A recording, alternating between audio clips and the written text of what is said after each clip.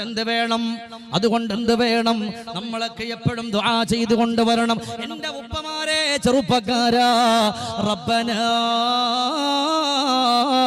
Hub ലനാ മിൻ അസ്വാജിനാ വദുർരിയാതിനാ ഖുർറത അയ്യുനിൽ വജഅൽനാ ലിൽമുത്തഖീന ഇമാമാ. അല്ലാഹുവേ, നമ്മുടെ മക്കള്, നമ്മുടെ ഭാര്യമാര് കണ്ണിന് കുളിർമയാക്കി തരണയല്ലാ. അതിന് വയസ്സായാലും ശരി തന്നെ നിങ്ങളുടെ മക്കളോട് ചൊല്ലാൻ പറ. എത്രയോ വീടിന്റെ കത്തട്ടില് പടച്ച റബ്ബേ, ഉസ്താദ് ഇവിടെ സൂചിപ്പിച്ചതുപോലെ കല്യാണം കഴിഞ്ഞിട്ട് വർഷങ്ങൾ പോലും ആയിട്ടില്ല. അവിടന്ന് ത്വലാഖ് ചൊല്ലി ഫസ്ഖ് ചൊല്ലിയിട്ട് കടന്നു പോവുകയാ.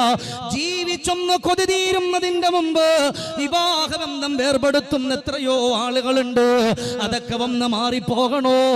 കല്യാണം കഴിക്കാനിരിക്കുന്ന ചെറുപ്പക്കാരാ, കല്യാണം കഴിച്ചുപോയ എൻ്റെ പ്രിയപ്പെട്ട ചെറുപ്പക്കാരെ, അല്ലാഹുവേ, നമ്മുടെ പ്രിയപ്പെട്ട ഭാര്യമാര് കണ്ണിന് കുളിർമയുള്ളവരാക്കി തരണയെന്ന് പറഞ്ഞ നിസ്കരിക്കുന്നവളാക്കിയിട്ട്, നോമ്പ് നോക്കുന്നവളാക്കിയിട്ട്, എന്നെ അനുസരിക്കുന്നവളാക്കിയിട്ട്, എൻ്റെ വഴികളിലൂടെ കടന്നു പോകുന്നവളായിട്ട്, എന്നെ സ്നേഹിക്കുന്നവളായിട്ട്, എൻ്റെ പൊന്നുമക്കളെ നല്ലതുപോലെ നോക്കുന്നവളായിട്ട് എൻ്റെ പ്രിയപ്പെട്ടവളെ മാറ്റി തരണേ അല്ലാ.